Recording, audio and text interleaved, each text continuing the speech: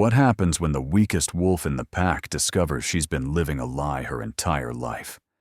For Alara Moss, being an Omega meant silence. It meant keeping her head down during pack ceremonies, accepting the pitying looks from beta females, and pretending not to notice when conversation stopped the moment she entered a room. It meant watching her supposed mate, Alpha Cade Thornridge, parade his strength before the pack, while she stood in the shadows, feeling the phantom pull of a bond that should have connected them, but somehow never quite did. But when Cade rejected her in front of 300 witnesses under the full moon, severing their bond with words that cut deeper than claws, everything changed. And what happens next? No one was prepared for. Not the pack elders who'd whispered about her weakness since birth, not her parents who'd made a terrible choice 18 years ago, and certainly not the 10 massive wolves who'd been circling the territory's edge for months, waiting for the moment an ancient binding would finally shatter. The ceremony had been perfect, too perfect. Alara should have known. The moonrise gathering only happened twice a year, when the full moon hung so low in the sky it seemed close enough to touch. Every member of the Thornridge pack assembled in the Great Clearing, a natural amphitheater carved into the mountainside where their ancestors had gathered for centuries. Torches lined the perimeter, their flames casting dancing shadows across the faces of wolves, both in human and shifted forms. Alara stood at the edge of the crowd, wearing the simple gray dress her mother had laid out that morning. Around her, female wolves wore elaborate gowns in their pack colors, deep forest green and silver. Their mate marks glowed softly on their necks and wrists, those mystical symbols that proved a bond sealed by the moon goddess herself. Alara's skin remained bare, always bare. Architected narrative progression and calibrated remaining word allocation. Good start. I've introduced the opening hook with the required rhetorical question structure, established the protagonist Alara as an Omega, mentioned her mate Cade, who's an Alpha, set up the ceremony scene. Now I need to continue building toward the public rejection. Let me establish more about the hierarchy, the mate bond expectations, and build tension toward the rejection moment. Current word count, approximately 350 words. I need Act 1 to be around 1,500 words total, so I have about 1,150 more words for this section. You're quiet tonight. The voice belonged to Mira, a beta wolf who'd sometimes shown Alara kindness. The scent of honey and summer rain drifted from her, warm, uncomplicated. Just observing, Alara murmured, her own scent barely noticeable.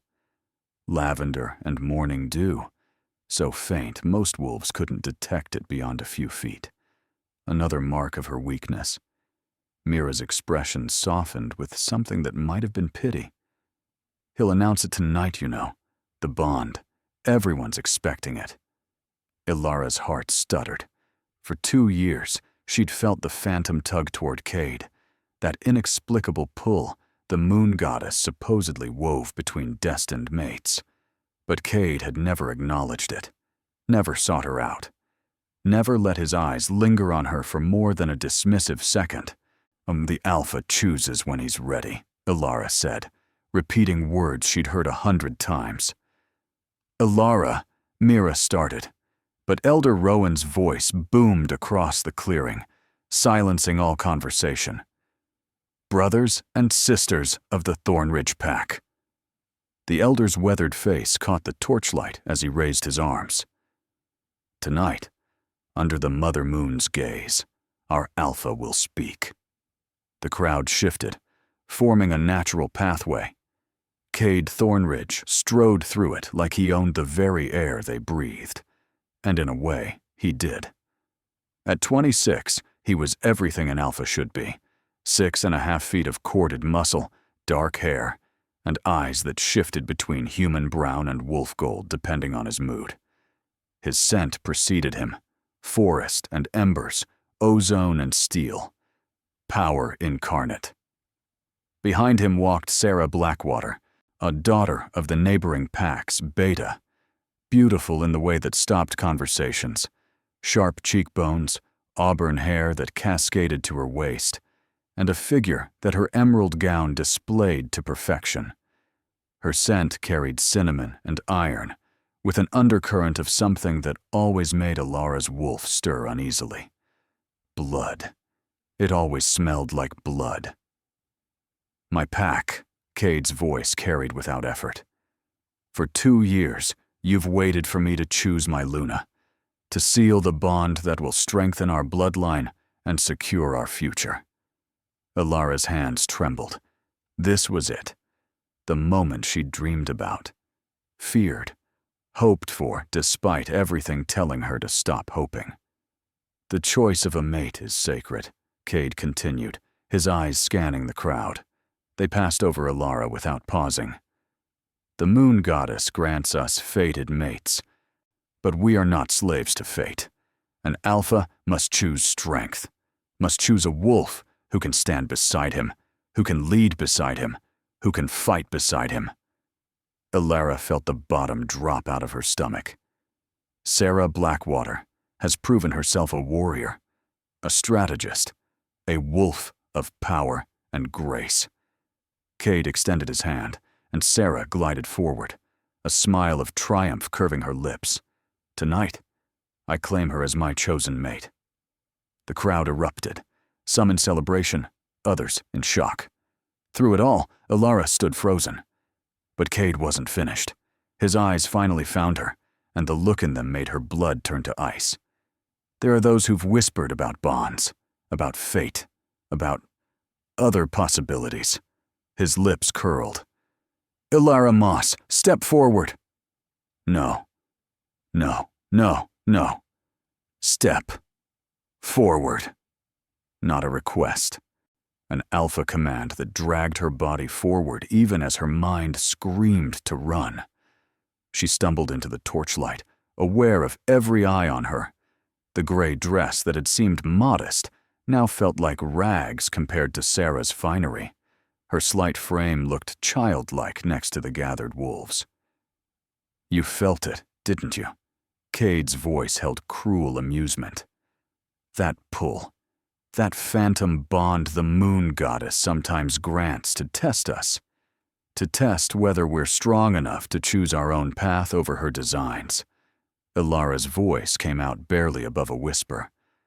I don't understand. Of course you don't. Cade circled her slowly, a predator toying with prey. An Omega couldn't possibly understand the burden of leadership, the weight of choosing strength over weakness, power over inadequacy. Sarah laughed, the sound like breaking glass. She actually thought. I, Cade Thornridge, alpha of the Thornridge Pack, formally reject the bond between myself and Alara Moss. His words cracked through the air like a whip. Pain, sudden and absolute. It felt like someone had wrapped razor wire around her heart and pulled. Alara gasped, dropping to her knees as the phantom bond, the one she'd felt for 2 years, the one she'd thought might be her imagination, didn't just fade. It shattered. The physical agony was nothing compared to the humiliation. 300 pack members watched as she writhed on the ground, clutching her chest where a mate mark would never form. She heard the whispers, the gasps, the cruel satisfaction in some voices. Get her out of here, Cade ordered, already turning away. Take her to the territory border and leave her. She's no longer pack. What? Alara's mother, Vera, pushed through the crowd, her father Marcus right behind her. You can't. She's our daughter. She's an Omega with a rejected bond. Elder Rowan's voice was cold. Pack law is clear. The bond's breaking will attract rogues. We cannot risk the pack's safety for one weak wolf. Please, Alara gasped, still on her hands and knees. The pain was subsiding to a dull, hollowing ache, but she could barely catch her breath. Mom! Dad! Please!" Her parents looked at each other. Some wordless communication passed between them, and Alara saw her mother's face crumple. But when Marcus spoke, his voice was steady, resolute. "She's right, Vera.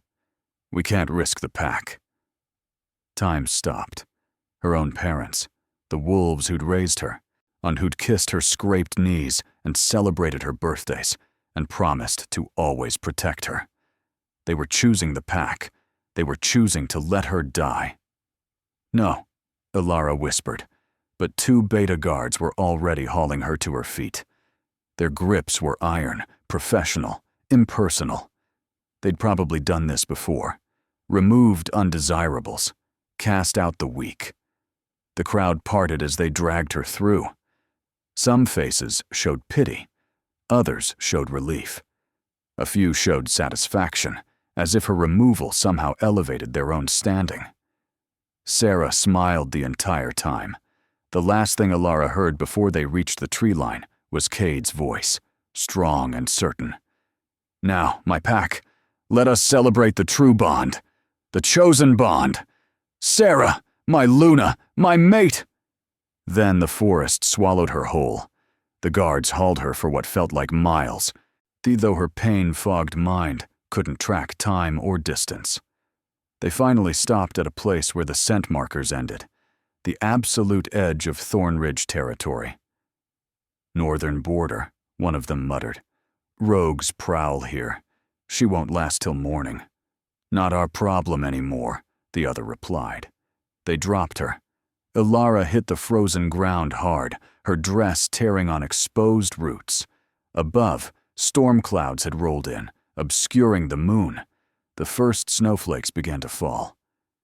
"For what it's worth," the first guard said quietly. "You deserved better." Then they were gone, and Alara was alone. She lay there for a long moment, feeling the snow begin to cover her like a burial shroud. The temperature was dropping fast. A late autumn storm in the mountains. It would be deadly even for a healthy wolf. For one suffering from bond rejection, barely able to move, she was going to die. The thought came with strange clarity. No panic, just acceptance. What was the point of struggling? She had no pack, no family, no mate, no strength. Even her wolf felt distant now, a presence retreating deep inside where the pain couldn't reach it. Alara forced herself to move, not to fight. She was beyond that. But maybe she didn't have to die completely exposed to the elements. Through the increasing snowfall, she spotted a darker shape about 50 yards away, a structure of some kind. She crawled. It was undignified, painful, slow. But she crawled through the snow and the dark until her hands hit wood. An old barn, half collapsed. Probably abandoned decades ago when humans still lived this close to pack territories. The door hung crooked on rusted hinges, but it still provided a windbreak. Inside, ancient hay lay molding in the corners. It smelled of rot and mice and forgotten things. Perfect. Alara dragged herself into the far corner and curled into a ball. Her dress was soaked through, her hands and feet already numb. The pain in her chest had become a dull, constant ache, like part of her soul had been carved out. "This is it," she whispered to the darkness. "This is how it ends." Her wolf stirred weakly within, a small whimper of distress. "I'm sorry," Alara thought toward that distant presence. "I'm sorry I wasn't strong enough for either of us." The storm raged outside. Snow blew through the cracks in the walls, and slowly, inevitably, the cold crept in. Alara's eyes drifted closed. Consciousness became a slippery thing, there one moment and gone the next. She thought she heard howling in the distance, but that might have been the wind. She thought she felt warmth pressing against her, but that was probably death being kind. Her last coherent thought was simple. At least it doesn't hurt anymore. Then the darkness took her completely. Warmth. That was the first thing Alara noticed. Not the burning warmth of fever or the false warmth of freezing to death. Real warmth, deep up and steady and alive. The second thing she noticed was breathing. Not her own. She was barely managing that. But the sound of breathing all around her, multiple sources, steady and rhythmic. The third thing was the scent.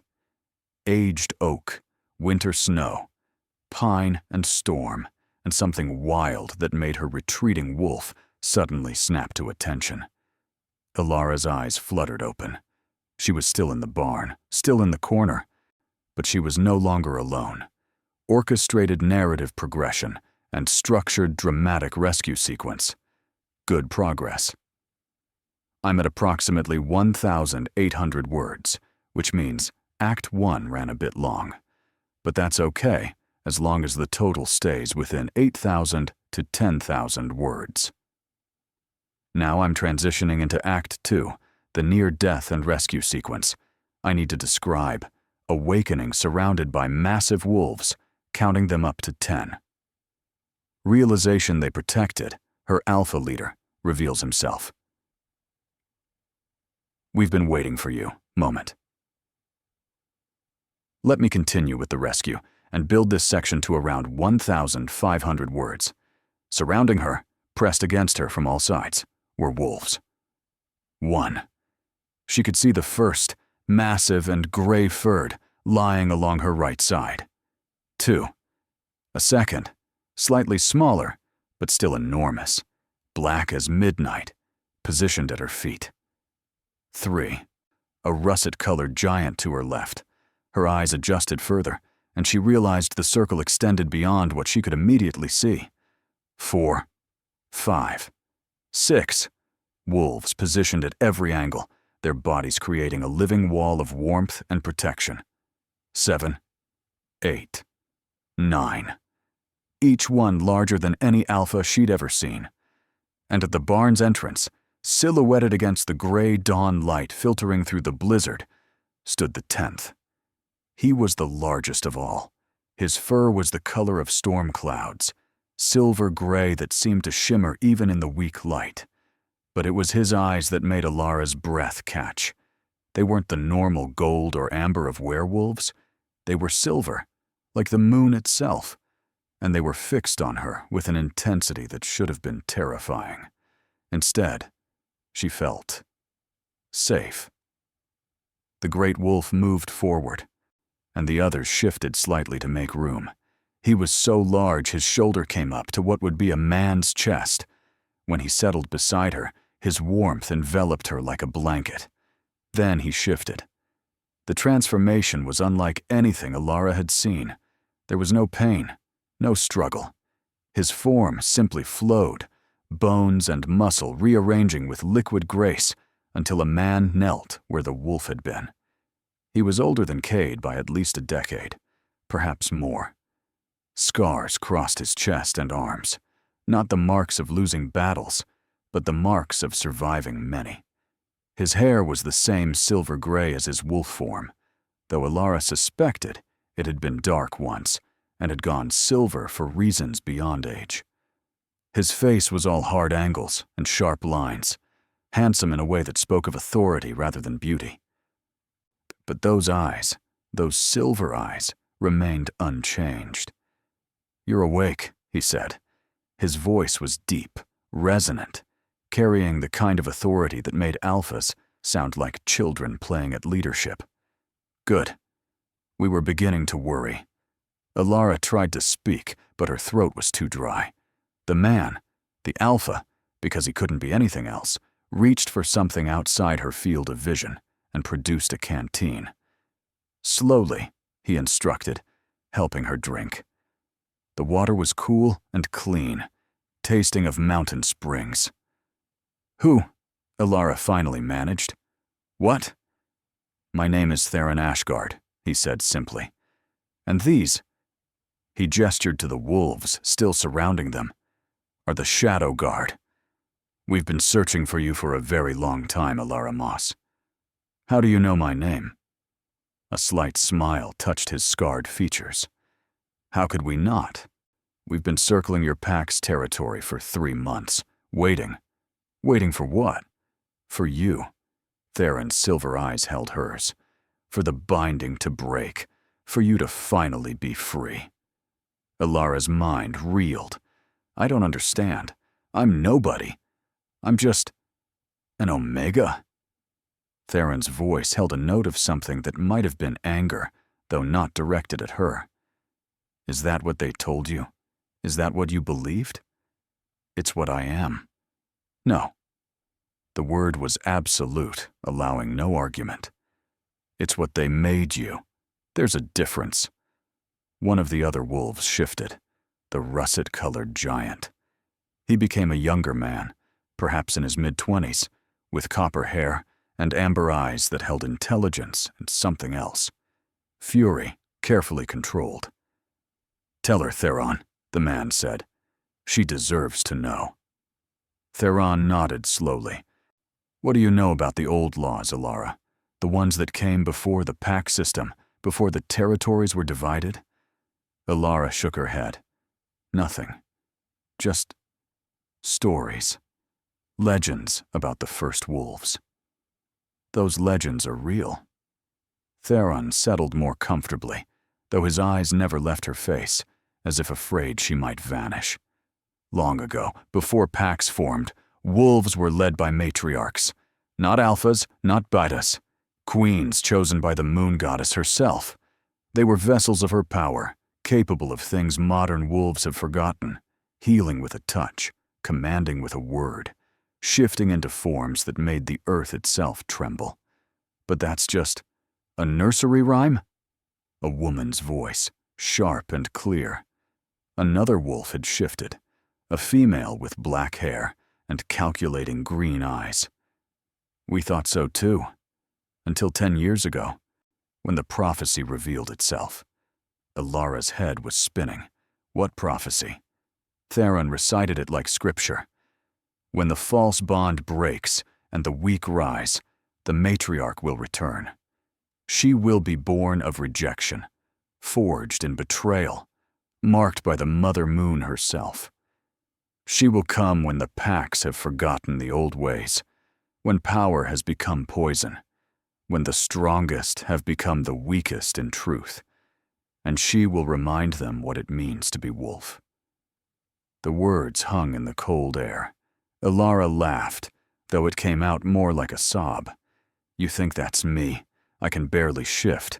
I have no power. I can't even— You were bound, Theron interrupted gently but firmly. Someone placed a binding on you when you were very young, a powerful one, designed to suppress your wolf, to hide your scent, to make you seem weak when you were anything but. That's impossible. Who would— Alara's breath caught. My parents. Yes. Theron's expression softened with something like sympathy. We believe so. The question is why? Fear, the green-eyed woman said flatly. They sensed her power and feared it. Easier to bind her, hide her, pretend she was normal than face what she truly was. Alara felt tears on her cheeks. She'd been weak her entire life, mocked and pitied, and finally rejected. All because her own parents had crippled her before she could even understand what they'd done. But the binding is breaking, Theron said, his voice taking on a note of wonder. The rejection shattered the first layer. The bond severing cracked it further. Right now, as we speak, your true nature is beginning to wake. As if his words had summoned it, Alara felt something stir deep within her. Not the weak, distant presence she'd known as her wolf. This was different. Older. Vaster. It felt like a cavern opening inside her soul, and at its center, something ancient opened its eyes. Finally, a voice purred in her mind. Not her voice. Something other. Finally, sister, you let me in. Alara gasped. What is that? That, Theron said, his eyes gleaming with something like triumph, is your true wolf, your matriarch nature, and she's been waiting a very long time to be free. The russet-haired man grinned. Welcome back, Your Majesty. We've missed you. They gave her food, dried meat and bread that tasted like ambrosia after 2 days without eating. They gave her clean water from a stream that hadn't frozen despite the blizzard. They gave her warm furs to wrap around her ruined dress, and they gave her answers. "My name is Finn," the russet-haired man said, his amber eyes warm. "That's Kira," he gestured to the green-eyed woman. "And the others are Dane, Marcus II, Lyra, Rowan, Soren, Helena, and Ash. We're the Shadow Guard, sworn by prophecy to protect the matriarch when she rose. But I didn't rise," Elara protested weakly. "I was rejected and thrown out to die." "Exactly as the prophecy foretold," Kira said. "Born of rejection, the bond had to break for your power to wake. Why didn't you come sooner? Why did you let them—" Elara's voice broke. "Why did you let them hurt me?" Theron's expression grew pained. "Because the binding was too strong. If we'd intervened while it was intact, we would have only made things worse. You had to break it yourself. The rejection, painful as it was the key." "He's right," the voice in her mind purred. "I've been clawing at the binding for 18 years. But bonds placed by parents with love, even twisted love, are nearly unbreakable from the outside. You had to tear it down yourself." "Who are you?" Elara thought toward the presence. "I am you, your true self, your wolf queen, your power." A pause. "You may call me Astra." "Astra," Elara whispered aloud. Theron's eyebrows rose. "You're speaking with her? Already?" "She says her name is Astra." A wave of power washed over the gathered wolves. Several of them dropped to one knee. Finn's face split into a wide grin. Even Kira, who seemed perpetually skeptical, looked impressed. "The old name," Kira breathed. "The moon star. That's what the ancient matriarchs called their wolf forms." "Of course," Astra said smugly. "Did they think I would be called anything less?" Elara felt the absurd urge to laugh. She'd gone from dying alone in a barn to sitting among 10 of the most powerful wolves she'd ever encountered, learning she was supposedly some kind of prophesied queen, and now she had a sarcastic ancient wolf spirit in her head. "This is insane," she muttered. "Agreed," Theron said, but he was smiling. "But it's also true. And now, Elara Moss, we need to help you unlock what's been sleeping. Are you ready?" Was she? 24 hours ago, she'd been ready to die. Now she was being offered power, purpose, answers to questions she'd been too afraid to even ask. "What do I need to do?" "Shift," Theron said simply. "Let Astra out. Let her show you what you truly are." "Yes," Astra growled eagerly. "Let me show them all what we are." Elara stood on shaking legs. The other wolves backed up, giving her space. Theron remained close, but not too close, near enough to help if needed, far enough to give her room. "I should warn you," Finn said cheerfully. "First shifts after a binding breaks can be dramatic." "Dramatic how?" "You'll see." Elara closed her eyes. Normally, shifting was a struggle. She had to fight for it, claw her way into her wolf form through layers of resistance. It hurt, took forever, and the result was a small, weak creature barely larger than a domestic dog. This time, she didn't have to fight. Astra surged forward like a tide, and Elara's body responded with joy. Her bones didn't snap. They flowed. She felt them reshape, reform, grow. Her muscles expanded, not with pain, but with rightness, like a flower blooming toward the sun. Fur erupted across her skin in waves, and it wasn't the dull gray she remembered. It was silver. Pure, shimmering silver that seemed to hold moonlight in every strand. She grew, and grew, and kept growing. Power erupted from her like a physical force. The barn's remaining walls groaned, wood cracking under the pressure of her presence. The storm outside paused, as if the world itself was holding its breath. When the transformation completed, Astra, opened her eyes. The world looked different, sharper. She could see colors she'd never noticed before, could smell individual scents from miles away. The 10 wolves around her, who'd seemed so massive moments ago, now looked smaller.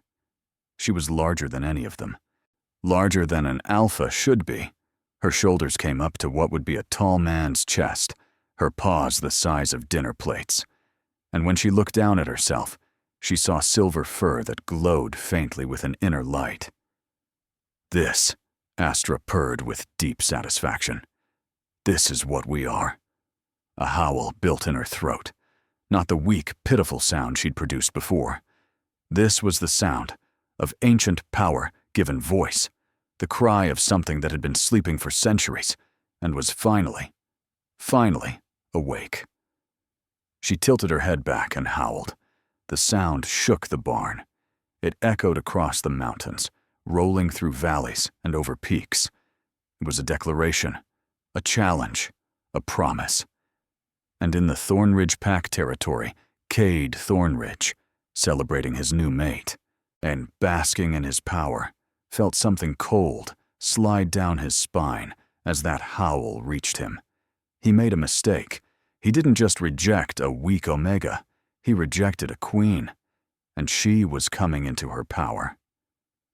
Back in the barn, the Shadow Guard watched in awe as their new matriarch threw back her head and announced to the world that everything had changed. Theron shifted into his massive wolf form and moved to stand beside her. When he howled, the others joined in, 10 voices rising in harmony with hers, a chorus that spoke of loyalty sworn and prophecy fulfilled. Finn shifted last, his russet wolf form powerful and graceful. As his howl joined the others, he sent a thought to all of them.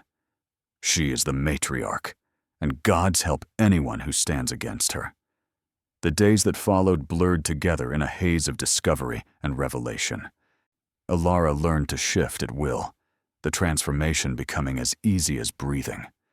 Astra was always there now, a constant presence in her mind, sometimes offering sarcastic commentary, sometimes sharing knowledge that seemed to come from nowhere and everywhere at once. It's genetic memory, Kira explained during one of their training sessions. The matriarchs passed their knowledge down through bloodlines. It's been dormant in you, but now that Astra's awake, it's all coming back. The training itself was unlike anything Alara had experienced, not brutal like pack training, where the weak were crushed and only the strong survived. This was precise, purposeful. Each member of the Shadow Guard had different skills to teach her.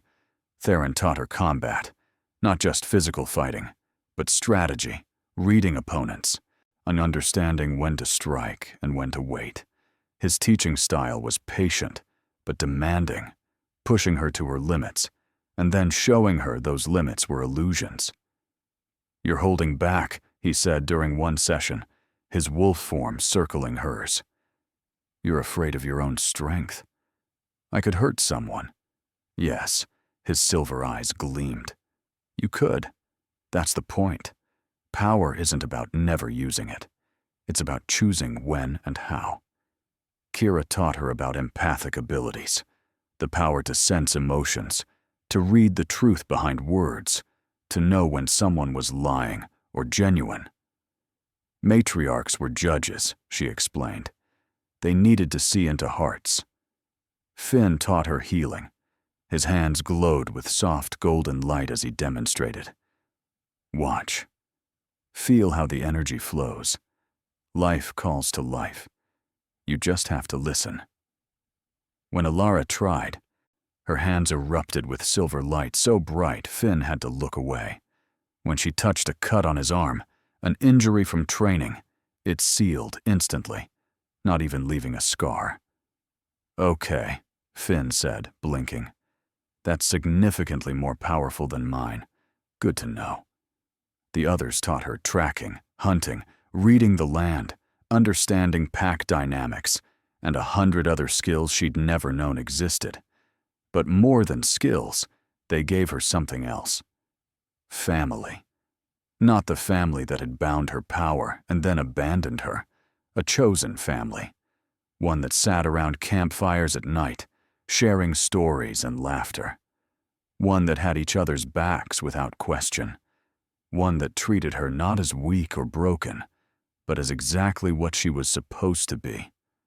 "Tell me about yourselves," Alara asked one night, when the fire burned low and the stars were brilliant overhead. "How did you all end up as the Shadow Guard?" They exchanged glances. Then Theron began. "I was Alpha of the Ashguard Pack," he said quietly. "Until 10 years ago, when I started having dreams. Visions of a silver wolf, larger than life, calling for her guard. My pack thought I was going mad. My mate," his jaw tightened. "She left. Said I was choosing fantasy over reality." "I'm sorry," Alara whispered. He shook his head. "Don't be. She was right in a way.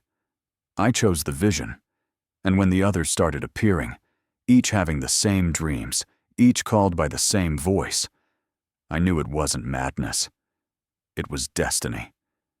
"We gave up everything," Kira said, her green eyes reflecting firelight. "Positions of power, comfortable lives. For what? A prophecy that might not even be real?" "But it was," Helena added. She was the quietest of the group, a woman with silver blonde hair and ice blue eyes. "Every vision, every dream led us here. Led us to you." Alara felt tears prick her eyes. "You waited for me, even when I was weak and bound and—" "You were never weak," Theron interrupted firmly. "You were suppressed. There's a difference. And even bound, we felt you. Your presence, your potential. It called to us across miles and years." "They are yours," Astra said contentedly. "Your guard, your family, your first pack." "How does it work?" Alara asked. "The bond between us?"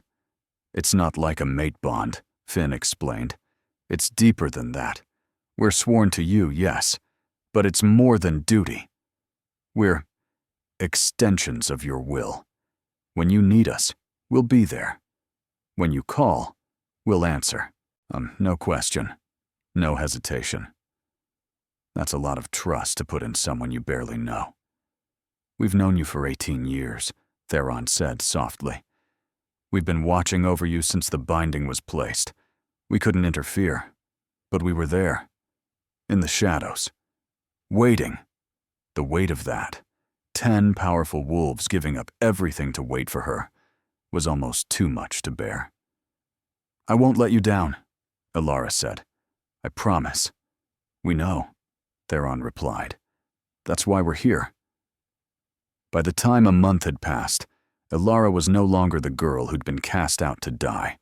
She stood taller, moved with confidence, and when she spoke, even the most dominant wolves paid attention. The change was more than physical, though her body had filled out, muscles developing from constant training. It was in her eyes. The fear was gone. The doubt was gone. But in their place burned the silver fire of a queen coming into her power. The scout arrived on a Tuesday morning. Alara was training with Dane, a massive man with dark skin and darker humor, when Astra's head snapped up. "We're being watched." Alara stopped mid-movement. Around the clearing, the rest of the Shadow Guard tensed, sensing through their bond that something was wrong. "Where?" Theron was already scanning the tree line. "North," Alara said, trusting Astra's senses. "About 200 yards. He's trying to mask his scent." "He's failing," Kira growled. "I smell Thornridge Pack, and—" Her eyes narrowed. Fear. The scout broke and ran. Alara moved without thinking, her body flowing into wolf form as naturally as breathing. She was across the clearing and into the trees before the others could react, on her massive form eating up distance that would have taken a normal wolf twice as long. She caught the scout easily, cutting off his escape route, and forcing him against a rocky outcropping. He was young, barely out of adolescence, and when he saw her, truly saw her, his face went white. "Alara," he whispered. "But they said you were—" "Dead?" Astra supplied helpfully. The boy nodded mutely. Alara shifted back to human form. She wore simple clothes now, leather pants, and a tunic that wouldn't restrict movement. The transformation left her standing calmly, while the scout scrambled backward, trying to put more distance between them. "What's your name?" she asked. Jacob, ma'am." "Don't call me ma'am." She softened her tone. "Jacob, why were you watching us?" "Alpha Cade sent scouts to patrol the northern border. We've been hearing sounds, howls. He wanted to know what was out here. And now you know." Jacob nodded again, his throat working. "You're not dead. You're bigger, different, powerful." His eyes were wide with something between terror and awe. Theron emerged from the trees in human form, followed by the others. They formed a loose circle around the scout, not threatening, but definitely trapping. "What will you tell your Alpha?" Theron asked calmly. Jacob looked between them, clearly calculating whether lying was worth the risk. Finally, he just said, "The truth. He'll know if I lie." "Good answer," Kira said approvingly. Alara crouched down to the boy's level. "Then tell him this, Jacob. Tell Alpha Cade that Ilara Moss is alive. Tell him she's not alone. And tell him—" She paused, and feeling Astra's presence fill her words with weight. "Tell him that what he cast out as weak has returned as something he can't imagine.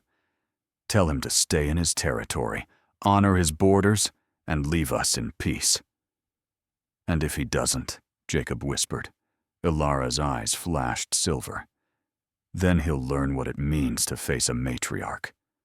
They let the boy go, watched as he ran back toward Thornridge territory, no doubt imagining the conversation he was about to have with his Alpha. "He won't stay away," Finn predicted. "Cade's too arrogant, too threatened. He'll see her survival as a challenge to his authority." "I know," Alara said quietly. She felt calm, though. Ready. 1 month ago, the thought of facing Cade would have terrified her. Now, she almost looked forward to it. "He rejected us," Astra growled. "Cast us out to die. Humiliated us before the pack." "And we survived," Alara finished aloud. "We're not victims anymore." Theron moved to stand beside her, his presence solid and reassuring. Over the past month, she'd grown to appreciate his steadiness, his quiet strength. He never pushed, never demanded, but he was always there when she needed him. There was something growing between them, not a fated bond. Those couldn't form twice, but a chosen connection, built on respect and trust, and something deeper that neither of them had named yet. "Whatever comes," Theron said, "we face it together." Alara looked at her guard, her family, and smiled. Together. Cade arrived 3 days later with an army. Alara watched from the ridgeline as they approached, 23 wolves in full battle formation, led by their Alpha. Even from a distance, she could smell the familiar scents, forest and embers and ozone and steel. Cade, coming to face the ghost he thought he'd killed. Beside him walked Sarah, her cinnamon and iron scent carrying on the wind. And behind them came her parents. Alara's hands clenched. Astra snarled in her mind. "Let me out. Let me show them what they created." "Not yet," Alara murmured. "They came for a show. Let's give them one." The Shadow Guard stood arrayed behind her. 10 wolves against 23. The number should have been laughable, should have been suicide. But something had changed in the air. The Thornridge wolves could feel it, their confident stride faltering as they drew closer. This wasn't right. The territory smelled different, felt different. It felt like power. Cade stopped at what he clearly considered a safe distance, about 50 yards. His wolf form was impressive, all dark fur and rippling muscle. But next to Theron, who stood in his storm gray form beside Alara, he looked smaller. "Alara," Cade's voice rang out. "I don't know how you survived, but this ends now. You're in unclaimed territory, harboring rogues. By pack law, I have the right to remove this threat." "Unclaimed?" Alara's voice carried easily despite the distance. "Who says it's unclaimed? There's no pack here, no markers.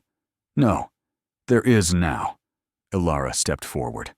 "I claim this land, and all within it under the old law, by right of power, by right of prophecy, by right of blood." Sarah laughed, the sound sharp and cruel. "You? Claim territory? You're an Omega who got lucky and found some rogues to hide behind. Then let's test that theory." Alara locked eyes with the she-wolf. "Single combat. Son, you win. We leave. I win. Your pack withdraws and recognizes this as sovereign territory." Cade's ears flattened. "That's not how— Scared, Alpha?" Ilara's smile was sharp. "Of a weak Omega?" She could see the trap close. Cade couldn't refuse without looking weak. And Sarah's pride wouldn't let her back down from a direct challenge, especially not from someone she'd helped humiliate. "Done?" Sarah growled, stepping forward. Her shift was fast, practiced. She became a large auburn wolf, bigger than most females, with the confidence of someone who'd never lost a fight. Alara didn't shift. Not yet. Sarah charged, closing the distance in seconds. She was fast. Alara had to give her that. Well-trained, aggressive, used to overwhelming opponents with speed and ferocity. At the last possible second, Alara moved. It wasn't human speed. Wasn't even normal wolf speed. She simply wasn't there anymore, and Sarah went tumbling past, confused and off balance. "Too slow," Alara said pleasantly. Sarah wheeled around, snarling. This time she was more cautious, circling, looking for an opening. When she struck, it was with precision, going for the legs, trying to bring Alara down. Alara caught her. Without shifting, moving with supernatural speed, she grabbed Sarah by the scruff and simply held her. The she-wolf thrashed, snapped, fought with everything she had. It made no difference. "Do you want to know a secret?" Alara asked, her voice conversational despite holding a struggling wolf. "I could have stopped you from the beginning. The real me. The one my parents bound. The one Cade rejected." She met Cade's shocked eyes across the clearing. "You rejected the most powerful wolf you'll ever meet, and now she's going to show you exactly what you lost." She released Sarah and stepped back. Then she shifted. The transformation was instantaneous. One moment, a slight human woman. The next, a massive silver wolf that made the Thornridge wolves back up instinctively. Astra stretched, her fur rippling with contained power. She was easily twice Sarah's size, her eyes blazing with silver fire, her presence a physical weight that made the air itself feel heavy. "Now," Astra purred, "let's play." What followed wasn't a fight. It was a lesson. Astra moved with casual grace, dodging every attack Sarah launched. When the she-wolf tried to use speed, Astra was faster. When she tried to use strength, Astra simply swatted her aside like a puppy. Finally, with one flowing movement, Astra pinned Sarah to the ground. It was effortless, total, complete dominance without causing serious injury. Yield, Astra's voice echoed in every wolf's mind simultaneously, a display of power that made several of the Thornridge wolves whimper. Sarah went limp, exposing her throat. Submission. Alara shifted back, leaving Sarah on the ground. The she-wolf limped back to Cade's side, her pride shattered along with her confidence. "Now," Alara said, her voice carrying across the clearing, "let me show you what real power looks like." At her silent command, the Shadow Guard shifted. What emerged weren't normal wolves. They were dire wolves, creatures from legend that shouldn't exist anymore. Each one was massive, not as large as Astra, but far larger than any modern alpha. Their forms radiated power, their eyes glowing with supernatural light. The Thornridge wolves' confidence shattered. Several dropped to their bellies immediately. Others backed up, eyes wide with fear. These weren't rogues.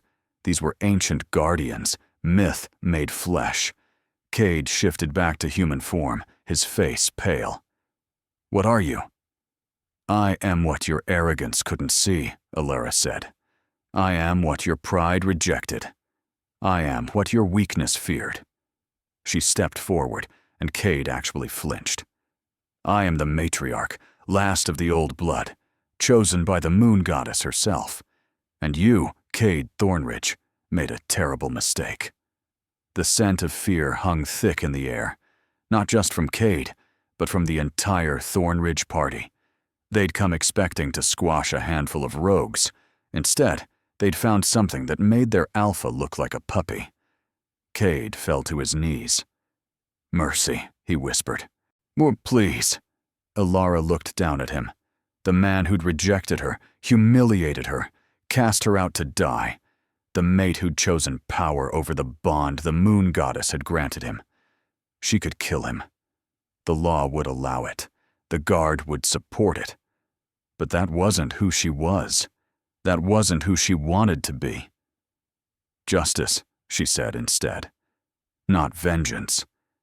You will return to your pack, Cade Thornridge. You will tell them what you've seen. You will declare this territory sovereign under my rule. And you will enact new laws. Omegas are to be protected, not cast out. The weak are to be nurtured, not crushed. Any wolf rejected for reasons of power or status alone must be offered sanctuary." She moved closer, her silver eyes boring into his brown ones. "Break these laws, threaten my borders, or harm those under my protection, and the Shadow Guard will remind you why ancient wolves feared the matriarchs." "Yes," Cade whispered. "Yes, your majesty." "And Sarah Blackwater," Alara turned to the she-wolf, who flinched. "You're stripped of any claim to Luna status. Return to your father's pack. Learn what true strength means before you pretend to have it." Sarah's face crumpled, but she nodded, not daring to argue. Finally, Alara turned to her parents. Vera and Marcus stood at the back of the group, their faces masks of shame and grief. "You bound your own daughter," Alara said quietly. "Crippled her. Let her suffer for 18 years because you were afraid of what she might become." "We thought we were protecting you," Vera whispered, tears streaming down her face. "The legend spoke of matriarchs being hunted, killed. We thought if we hid your power, you could have a normal life. Instead, you ensured I had a miserable one." Marcus stepped forward. "We were wrong, so terribly wrong. If you want to punish us, we'll accept it." Alara looked at them, these wolves who'd raised her, loved her in their way, and made a choice that had nearly destroyed her. The anger was there. The hurt was there. But so was the memory of her mother's bedtime stories, her father's patient teaching, the years before she understood what they'd done. "I can't forgive you," she said finally. "Not yet. Maybe not ever. But I won't punish you either. Go home. Live with what you've done. And if you ever find the courage to truly atone, not through words, but through action, perhaps we'll speak again." It wasn't forgiveness, but it was mercy. A chance they probably didn't deserve but would get anyway. The Thornridge wolves retreated, their formation broken, their pride shattered. Cade looked back once, meeting Alara's eyes with an expression that held regret and something else. Recognition of what he'd lost, what he'd thrown away in his pursuit of power. When they were gone, Alara let out a breath she didn't know she'd been holding. That went well, Finn commented cheerfully. You enjoyed that way too much, Kira told him. Did I, though? Did I really? Theron moved to Alara's side, his human form solid and warm. You chose justice over vengeance. That took strength. I chose what felt right, Alara corrected. Killing Cade wouldn't have made me feel better. It would have just made me like him. And that, Theron said softly, is why you're the matriarch, and he's just an alpha pretending at power.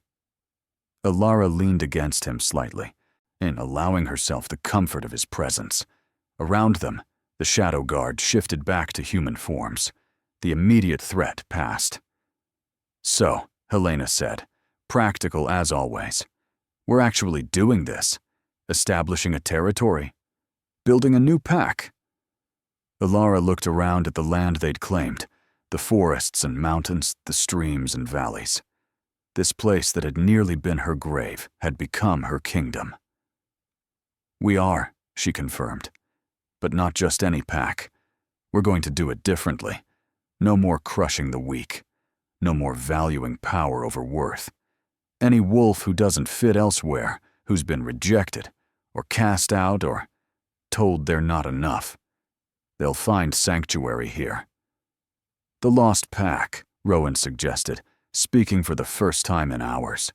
His voice was rough, like gravel. For those who were lost, and are now found.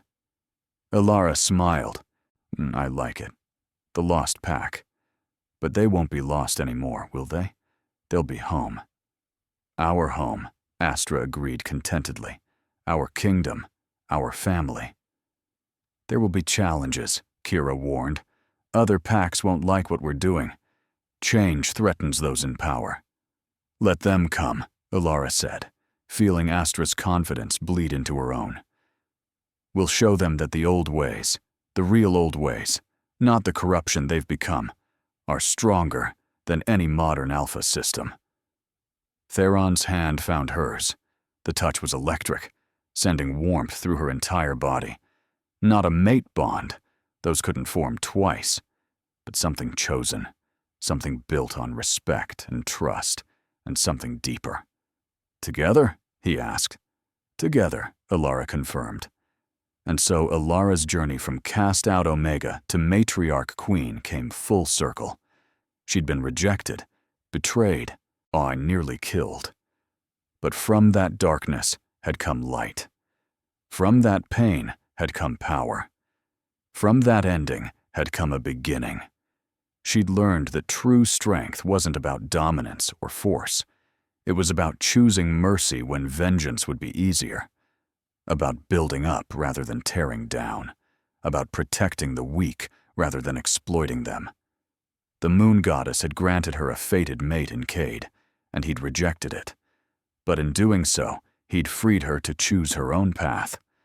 To find Theron, the Shadow Guard, and a family forged, not in blood, but in loyalty. As the sun set over their new territory, painting the sky in shades of silver and blue, Alara stood with her guard around her and felt, for the first time in her life, truly complete. The prophecy had spoken of a matriarch rising when the packs needed her most, when power had become poison and the strong had forgotten what strength truly meant. She would be that reminder. She would be that change. And anyone who stood in her way would learn why ancient wolves had followed matriarchs without question, not from fear, but from awe at what true power looked like when wielded with wisdom. The Shadow Guard howled their allegiance to the rising moon. Astra threw back her head and joined them, her voice carrying across mountains and valleys, announcing to every pack within 100 miles that something new had entered the world. Something old and powerful and unstoppable. The matriarch had returned, and the world of wolves would never be the same. So, what did we learn from Alara's incredible journey?